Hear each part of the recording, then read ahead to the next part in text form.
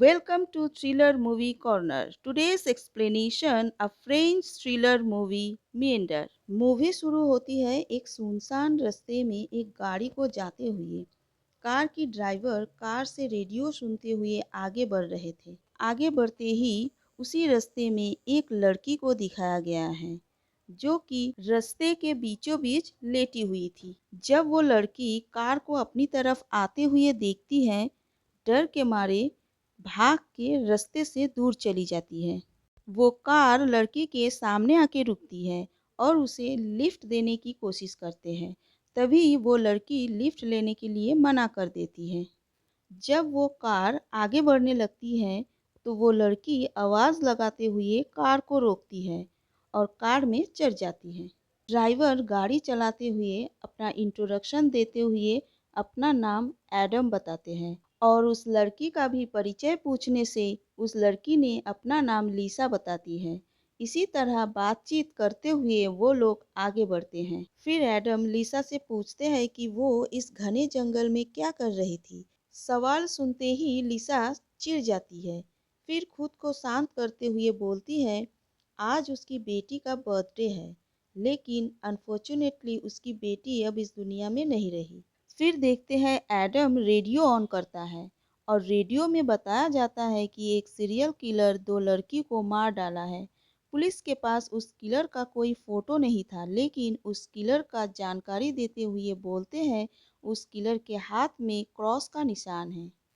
लीसा को उसी ड्राइवर पे शक होता है और वो कुछ कर पाती कि तभी वो ड्राइवर कार का ब्रेक लगाता है और लीसा के सर कार से टकराने की वजह से वो बेहोश हो जाती है। जब उसे होश आता है तो वो खुद को लोहे की दीवारों से बनी एक अजीब चेम्बर के अंदर कैद पाती है। हेल्प के लिए चीखती चिल्लाती है और बाहर निकलने के लिए कोशिश करती है। तभी उसकी नज़र उसके हाथ पे बंधी हुई एक घड़ी के ऊपर जाती है। तभी उसी चेम्बर की दरवाज़ा खुलती है जो कि एक सुरंग जैसा था और उसी सुरंग से रोशनी आते देख लीसा को लगा शायद इसी सुरंग से जाने पर वो बाहर निकल पाएगी। ये सोच के वो सुरंग के अंदर चली जाती है। उसके अंदर जाते ही चेम्बर का दरवाज़ा बंद हो जाता है और हाथ में बंधा उस घड़ी में 11 मिनट का काउंटडाउन शुरू हो जाता है। लीसा डर जाती है और वो समझ जाती है कि ज़रूर 11 मिनट के बाद कुछ होने वाला है। ये सोचते ही रेंगते हुए उसी रोशनी के तरफ बढ़ती रहती है, लेकिन कुछ ही देर बाद उसी रोशनी वाले सुरंग का दरवाज़ा बंद होने लगती है। तभी लीसा उसी दरवाजे के पास और एक दरवाज़ा खुला हुआ देख उसी दरवाजे में से दूसरी एक सुरंग में पहुंच जाती है। उस सुरंग में से निकलने के बाद आगे और एक सुरंग दिखाई देता है जिसके ऊपर एक प्लेटफॉर्म बनी हुई थी।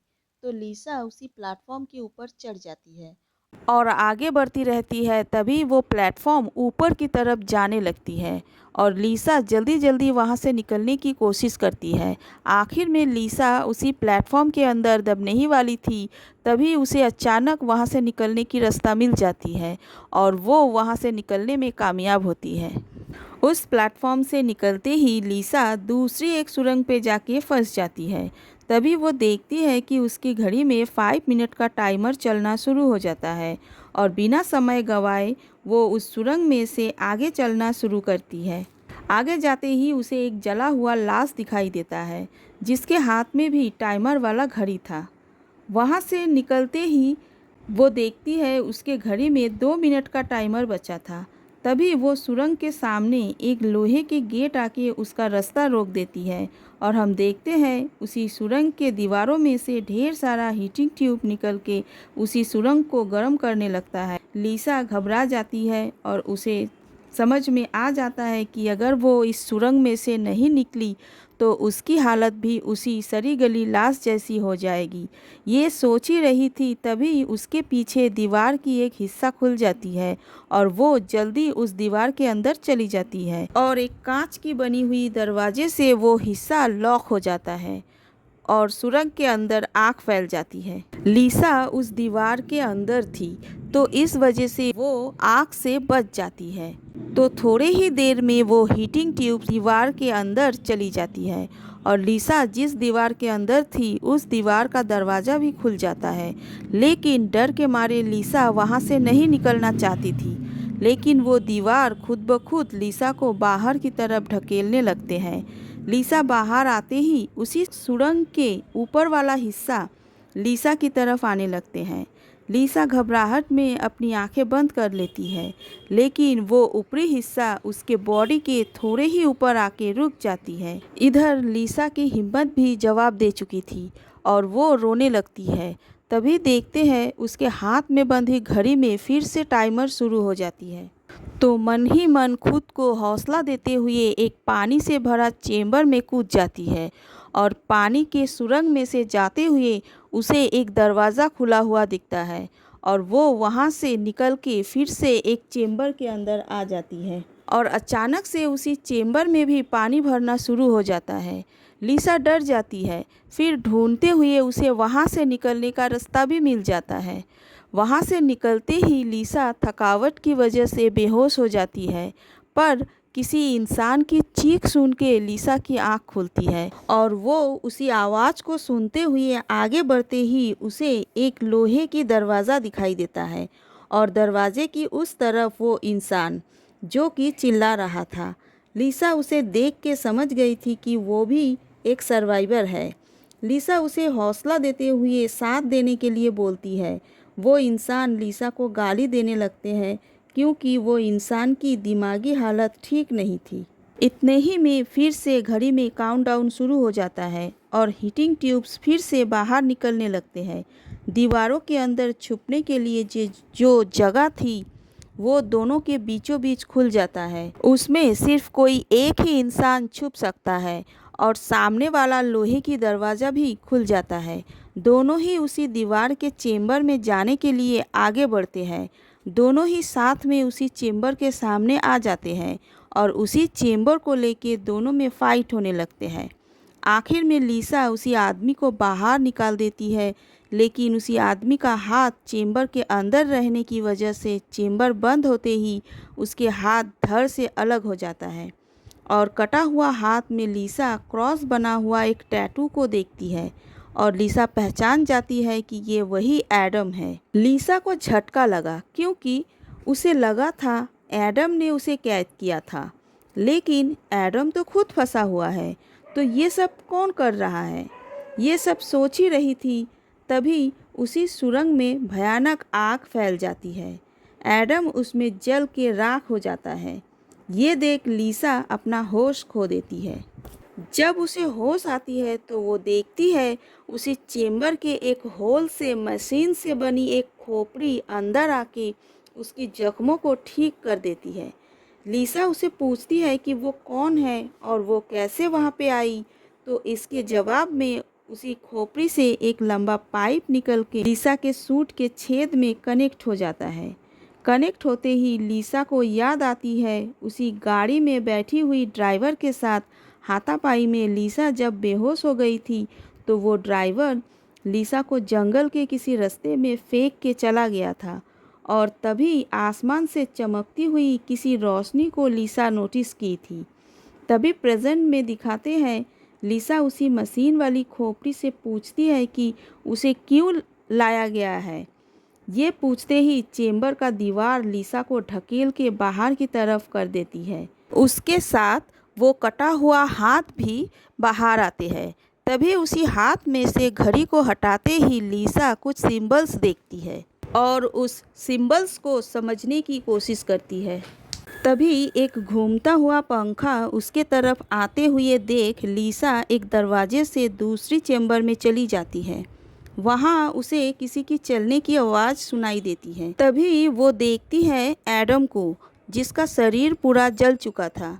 वो बदला लेने के लिए लिसा की पीछा करने लगते हैं, लेकिन लिसा उसके हाथ से बच निकलती है और 2 रास्ते वाला सुरंग के सामने आके रुकती है और उसी सिंबल्स को फिर से याद करती है, लेकिन उसे कुछ समझ में नहीं आता, तो वो लेफ़्ट वाला सुरंग के अंदर चली जाती है। उसी सुरंग में अपनी बेटी की आवाज़ सुन के लिसा भावुक हो जाती है और उसी चेम्बर के दीवारों में लिसा को अपनी सारी यादें दिखाई देने लगते हैं। लिसा अपनी बेटी को देख के रोने लगती है। तभी एडम वाला मुसीबत फिर से आ टपकता है और लिसा को ऑलमोस्ट पकड़ ही लेता है, लेकिन लिसा उससे छुटकारा पा लेती है और छुप जाती है। उसी सुरंग में छुपते हुए आगे उसे नीला आसमान दिखाई दिया। लिसा अपनी आज़ादी को इतने करीब से देख के आगे बढ़ने लगती है और कांटे वाला तार से ज़ख्मी हो जाती है। ज़ख्म के वजह से बेहोश हो जाती है। तभी आग का सैलाब उस चेम्बर में फैल जाती है। लिसा जिस फ्लोर पे बेहोश पड़ी थी वो फ्लोर 2 पार्ट में डिवाइड हो जाता है और लिसा जहाँ से अपना स्ट्रगल शुरू की थी फिर से उसी चेम्बर में आ जाती है। हम उसी मशीन वाला खोपड़ी को देखते हैं जो कि फिर से लिसा की मरहम पट्टी करने आ गया था। तभी लिसा खुद को मार डालने के लिए कहती है और वो मशीन लिसा को मारने ही जा रहा था। तभी लिसा को दीवार में लिखी हुई उसी सिंबल्स को समझ जाती है और अपने लक को फिर से ट्राई करने के लिए निकल पड़ती है। डायरेक्शन वाला सिंबल्स उसके हाथ में लिखा हुआ था, तो वो अपने हाथ की घड़ी को किसी भी तरह निकालना चाहती थी। तभी तेजाब से भरा एक चेम्बर के सामने आके अपनी घड़ी को गला के अपने हाथ से अलग कर लेती है और वो सिंबल्स को देखती है। घड़ी को अपने हाथ में लिए आगे बढ़ के फिर से 2 सुरंग वाला चेम्बर में आ जाती है। अपने हाथ में बनी सिंबल के डायरेक्शन मुताबिक एक सुरंग को चूज़ करके उसके अंदर चली जाती है। इसी तरह से वो आगे बढ़ती रहती है, लेकिन फिर से एडम उसके पीछे पड़ते ही उसे गुमराह करने के लिए लिसा अपनी घड़ी को एक चेम्बर में फेंक देती है और आगे बढ़ के एक पर्दे वाला चेम्बर के पास आती है। वहाँ वो अपनी घड़ी पड़ी हुई देखती है। घड़ी को उठाने की कोशिश करते हुए सामने लिसा एडम को देखती है। घड़ी में टाइमर शुरू की आवाज़ से एडम लिसा के पीछे पड़ जाता है और लिसा उसे मार के उससे अपना पीछा छुड़ा के आगे बढ़ने लगती है। तभी एक सुरंग में से एक बच्ची बाहर निकली, जिसे देख लिसा फिर से भावुक हो उठी, क्योंकि वो बच्ची लिसा की बेटी ही थी। वो बच्ची लिसा को उसी सुरंग में ले जाने के लिए कोशिश करती है, लेकिन लिसा उसके साथ जाने के लिए मना कर देती है और दूसरे रास्ते से आगे बढ़ जाती है। तभी सामने उसे नीला आसमान दिखाई दिया, लेकिन वहाँ तक जाने के लिए लिसा को 3 आड़ी जैसे दरवाजे को पार करके जाना होगा। तो लिसा चतुराई से उसी दरवाजे को भी पार कर लेती है, लेकिन आखिरी दरवाज़ा पार करते वक्त लिसा की पैर कट जाती है। लिसा दर्द के मारे चिल्लाते हुए आगे बढ़ते ही वो देखती है वहाँ कोई खुला आसमान नहीं था, बल्कि वहाँ पे एक स्क्रीन चल रही थी जहाँ पे आसमान वाली पिक्चर दिखाई दे रहा था। लिसा हार मान लेती है और मौत को गले लगाने के लिए इंतज़ार करने लगती है।